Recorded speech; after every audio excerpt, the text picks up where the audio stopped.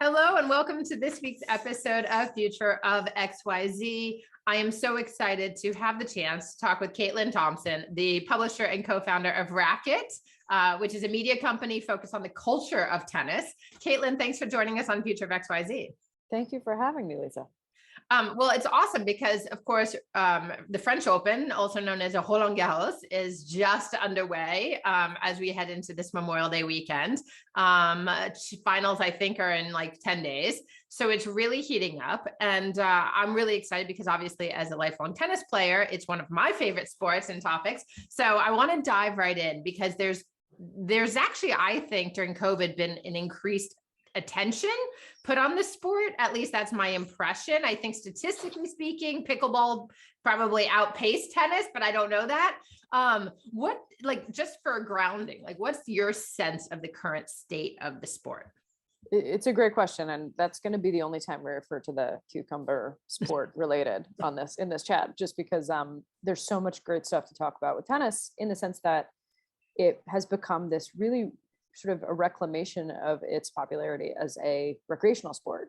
For me, so much about what we have been trying to do with Racket for the last 6.5, 7 years has been to try to connect the world of amateurs and people who just like to be armchair fans or armchair, weekend warriors with the rest of the ecosystem. And so much of tennis has been focused, especially for the last decade or so, on the pro game in a way that, frankly, is a little bit tiny, right? If basketball was only about the NBA, it wasn't about other leagues, it wasn't about college, it wasn't about high school, it wasn't about a 3-on-3 pickup game in the neighborhood, it wasn't about sneakers, it wasn't about music and culture, you'd think, oh, what a tiny iceberg tip we're looking at.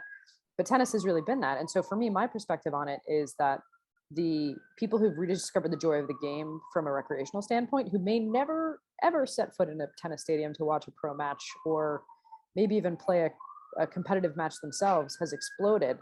And what I think the opportunity is at the moment is to tie that with, the larger ecosystem and sort of say, hey, we have to open a door here and make sure that the people who rediscovered it or discovered it for the first time stick around and can see themselves in the sport. And so that's very, very much what we're interested in from a day-to-day basis. Well, it's interesting because, of course, at Racket, and I want to come back to this, can see themselves in the sport, because I think that is very rich territory for almost everything that's popular right now, but especially for a sport that's been as, historically elitist to some degree as tennis, right? I mean, it's a traditionally country club sport, right? And there is the world has changed, number one, where the greats are coming from, while still largely Western Europe and somewhat, kind of the ex-British colonies, if you will, is really relevant. But I think with you guys, with this beautiful quarterly magazine, with the podcast, with the book that came out, with kind of growing a lifestyle brand around tennis, the keeping access and representation at the fore becomes very important for the future of the sport, right? What is your kind of take on, again, going to geography and the aspect of access a little bit? How is that evolving and where do you think it's going? It's a good question. And I think if I had come up in the 50s and 60s and 70s, I would very much think of tennis as a country club sport. I would think of it as a sport that was, tennis whites only, potentially whites only, in a way that, is terribly problematic.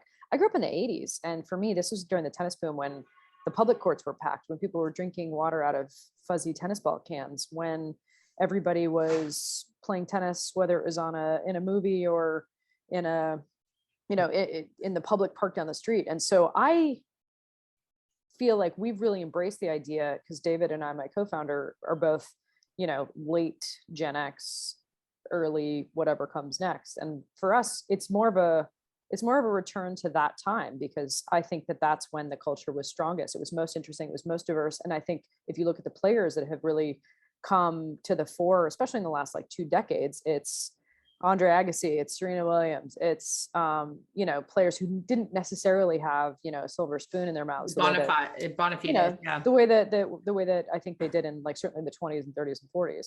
And so part of that is, you can look to our very first issue that came out in 2016 and some of the earliest stuff we were doing, and access was and remains a huge theme, because for us, it is important to keep that door open, kick it open when it hasn't been open, and keep it open, and open it even wider. Because I think for me, what makes the sport great, and geography is part of this, is the fact that it has been on the right side of history for, in a way that is sort of astonishing. If you think about, Arthur Ashe and Chris Althea Evert Gibson being and the first person of color to win a Grand Slam. If you look at the history of LGBTQ sort of rights and access and visibility, it was the first sport. It's still the best sport to play if you're a woman professionally, because of the opportunities, which speaks to geography. So I think as the sport has faced stiffer competition in the US and more people have gone into other sort of pursuits that are easier, that are, less, I think, arduous to learn and to play than tennis, which is a very difficult sport. You've seen a rise in other people from other parts of the world where economic access is, to women's professional sport is limited, and tennis is a sort of an interesting way out. Like, I think the fact that there's a ton of Eastern Europeans playing, and when I played college and winning tennis and winning, when I played college tennis, Division One, I would say fully, I'm going to make up a number, but fully a third, maybe up to a half of the players were women from other countries, a lot of them Eastern Europe. And so I think of that as neither good nor bad. It just is a thing. When you create opportunity, how are you, how are you shaping it, and how are people stepping up to it? So I think, one of the responsibilities tennis has is to continue to be global, continue to be this place that, the dimensions of a court are the same, whether you're playing on a cow dung court in Mumbai, like I have, or, a grass court in suburban London at Southwest 19, with the idea that, oh, this is actually sort of a one, come all sort of sport once you get past some of the, easy access stuff. And so that to me is a much more interesting conversation to have than, oh, who's excellent, who's great, who's going to lift a trophy. It's more, how can we get more people into this when it actually is something that can be played in every corner of the world, between people of any age, any gender, in a way that, can be played up until, they're in their 90s, right? Like, that to me is really, really cool. You're not playing tackle football when you're an octogenarian. No, it's absolutely true. And I think one of the things that you're talking about that's so also unique. I mean, it's a pretty low bar for equipment once you get there, right? You need access to the court, of course. Yep. But if we watch, I mean, separate and apart from the whole Will Smith thing, if we think about, obviously, with the movie, King Richard, and I grew up in LA a couple years ahead of the Williams, sisters. And I remember, watching that movie was so interesting, like in Compton, like really hitting these courts. And that's what you needed. You needed the grit, you needed the access, but ultimately you need a racket and some balls. Yep. And just a place, and you can hit against a wall. There are different ways of learning.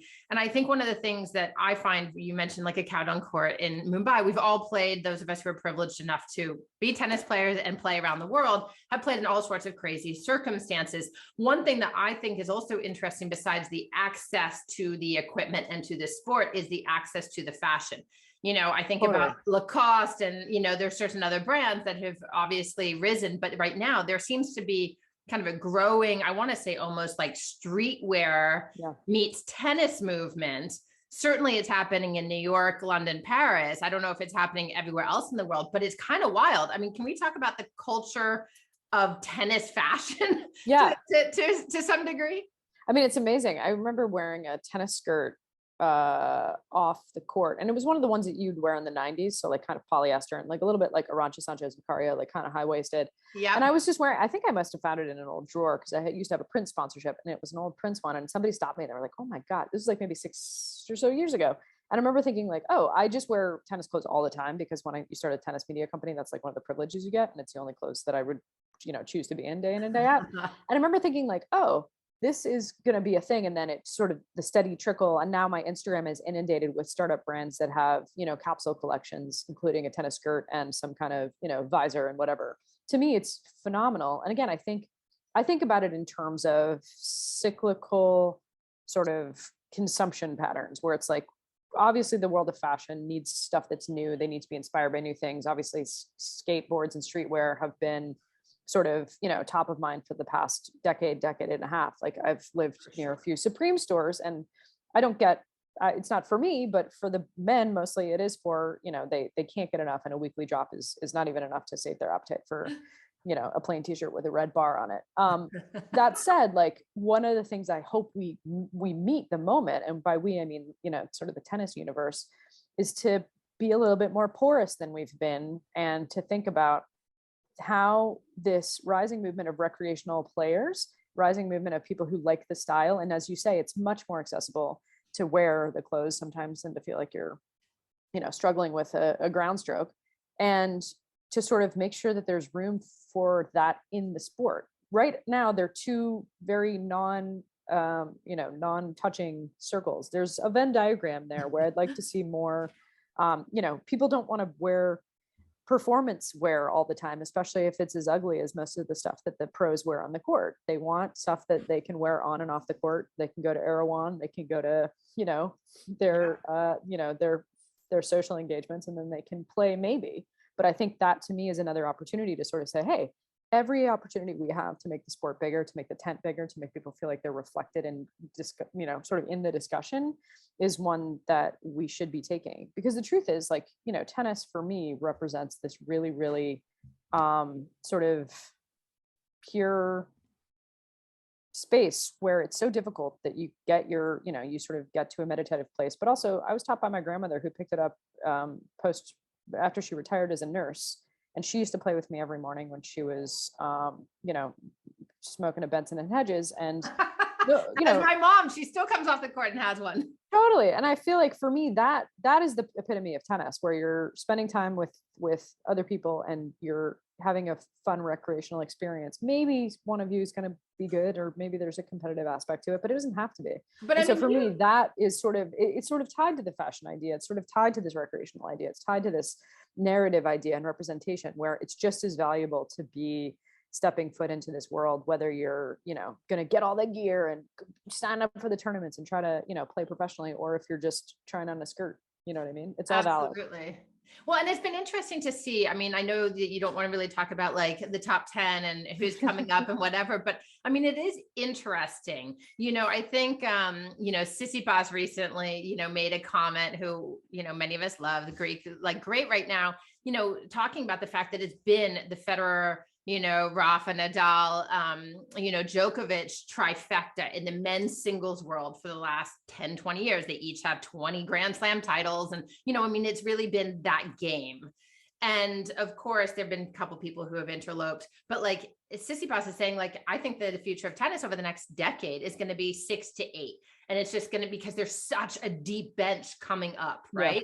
And of course, there's also Rafa's recent comment about, like, it's just getting faster and faster through technology, through training, through nutrition, and that being the expectation is harder on the body. So actually people are, falling out. I mean, there are a lot of players who are not showing up to the French Open this year because of injuries, right? Sure. And this has been an ongoing, this has always been a thing, but perhaps the cycle is faster with women as well. I mean, you see the younger girls who are coming up, and it's really exciting.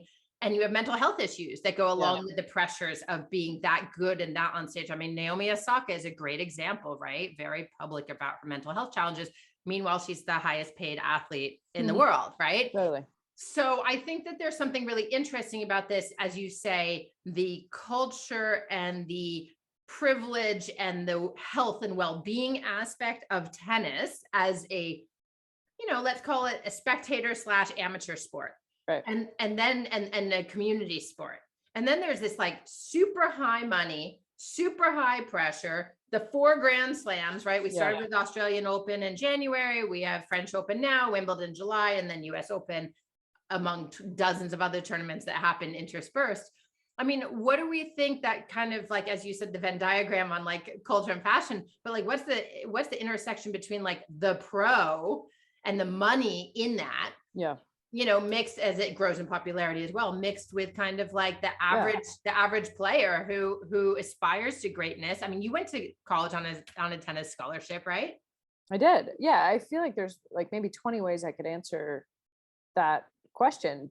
There might have been 20 questions in it too. So well, I think the one that strikes me as being like sort of the one that might like sort of tie those ideas together is this idea that in the 70s and 80s, especially the 70s and 80s, although at other times too, there really was this feeling that the world of tennis, the pro part of that world, was filled with a variety of personalities, of styles, of dispositions. There were villains, there were heroes, there were, you know, fashion plates, there were, you know, bad boys, there were sort of activists.